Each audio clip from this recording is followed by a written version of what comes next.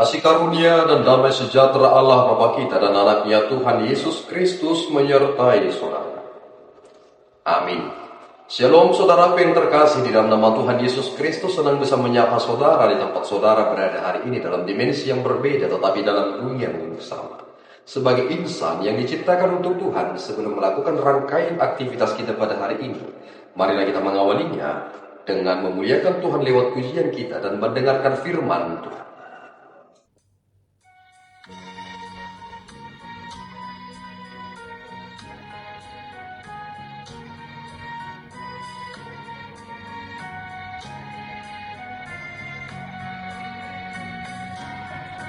Air hidup yang sungguh jernih dan segar, dahaga dilepas olehnya.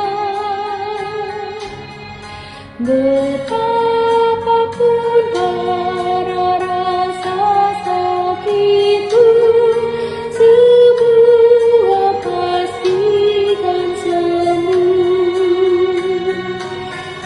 Tunaikanlah panggilannya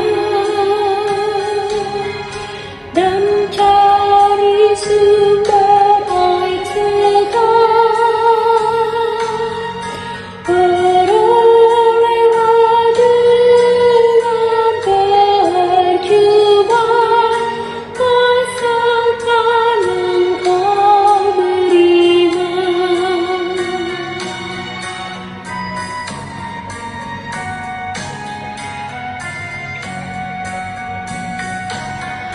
Kemanapun air mengalir terus, semuanya menjadi berkah.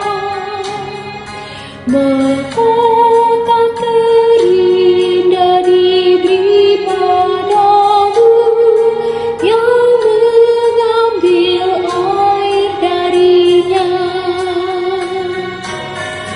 Tunaikanlah panggilannya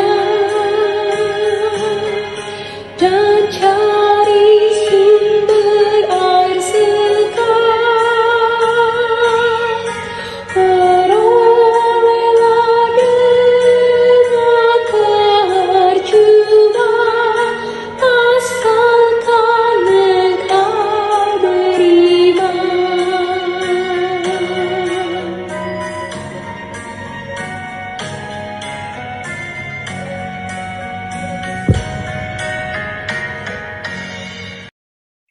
Pembacaan firman Tuhan pada hari ini diambil dari Yesaya 55 ayat yang pertama. Ayo, hai semua orang yang haus, marilah dan minumlah air. Dan hai orang yang tidak mempunyai uang, marilah. Terimalah gandum tanpa uang pembeli dan makanlah. Juga anggur dan susu tanpa bayaran. Demikian firman Tuhan. Saudara yang terkasih, di dalam nama Tuhan Yesus Kristus kita mungkin akan bingung jika mencoba untuk membahas teks ini secara hurufiah. Tetapi kita akan ditolong untuk merenungkan apa sebenarnya yang Tuhan maksudkan tentang hal ini. Memang pada prinsip, apa yang dikatakan tentang nas ini secara eksplisit ingin merujuk kepada Yesus Kristus.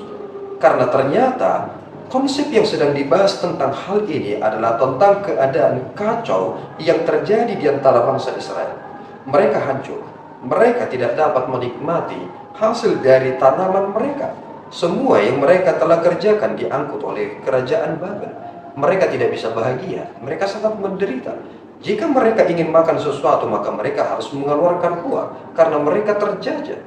Dan kemudian hal yang terpenting yang ingin disampaikan tentang nats ini adalah terkait tentang keselamatan seseorang. Maka kita perlu memikirkan tentang apa yang sedang dimaksud tentang teks ini, supaya kita merujuk kepada Yesus Kristus, bahwa ternyata harga untuk keselamatan seseorang itu sangatlah mahal dan luar biasa.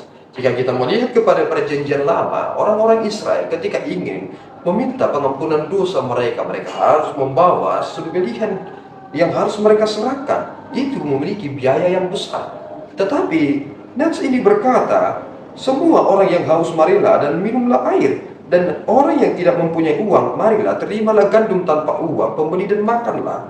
Juga anggur dan susu tanpa bayar. Ini menjadi pemulihan secara nasional kepada mereka, bahwa ketika mereka telah dibebaskan dari perbudakan ini, setelah mereka telah dimurnikan, maka mereka akan menikmati hasil jerih lelah mereka. Dan prinsip yang kita lihat di dalam perjanjian baru adalah dosa-dosa kita, pelanggaran kita telah dibayar lunas. Apakah saudara mengeluarkan sebesar uang untuk dosa saudara? Saudara tidak mengeluarkan sebesar uang pun. Tetapi Yesus Kristus telah menolong kita, sehingga ketika Yesus berkata, buatlah ini menjadi peringatanmu tentang apa yang aku lakukan. Itulah yang menjadi kata-kata yang disampaikan setiap melakukan perjamuan kudus. Yesus menyerahkan tubuhnya dan darahnya, dan ini menjadi implementasi yang sangat penting terkait tentang penebusan. Yesus Kristus telah mati dan bangkit bagi kita. Dan inilah yang ingin menunjukkan kepada kita sebuah otoritas, bahwa ketika kita menderita di dunia ini, semua harga yang kita harus bayarkan begitu mahal. Tidak ada yang gratis di dunia ini. Memarkirkan sepeda motor kita harus bayar 2.000, masuk toilet kita harus bayar 2.000 dan sebagainya. Tidak ada yang gratis. Tetapi pada akhirnya kita akan meninggalkan semua yang berbayar ini, dan kita akan memasuki kerajaan yang Tuhan telah persiapkan. Dan di sana ada nikmat yang tiada taranya dengan apa yang ditawarkan oleh dunia itu. Itu mengapa prinsip dikatakan kepada kita, jangan serupa dengan dunia.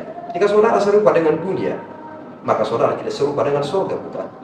Jika saudara sudah milik Tuhan, maka saudara tidak boleh diintervensi oleh kepentingan-kepentingan dunia ini. Tuhan Yesus memberkati kita berdoa. Ya Tuhan, kami bersyukur atas berkat-Mu. Engkau telah menolong kami dengan memberikan pembaharuan kepada kami lewat yang disampaikan oleh hamba-Mu. Kiranya Tuhan menolong kami, karena segala sesuatu yang kami hadapi di dalam dunia ini penuh dengan biaya yang besar.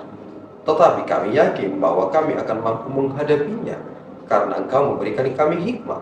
Tetapi yang terpenting bagi kami, Bapa, kiranya Engkau menolong kami supaya kami tidak menjadi duniawi, supaya kami tidak terjajah lagi, tetapi kami dapat memenangkan pertarungan hidup kami dan memilih hidup yang sungguh-sungguh benar. Ampunkan segala dosa dan kelemahan kami, Bapa. Dalam Yesus kami telah berdoa dan mengucap syukur. Anugerah Tuhan kita Yesus Kristus, kasih setia Allah Bapa kita, dan persekutuan Roh Kudus menyertai saudara. Amin. Tuhan Yesus memberkati.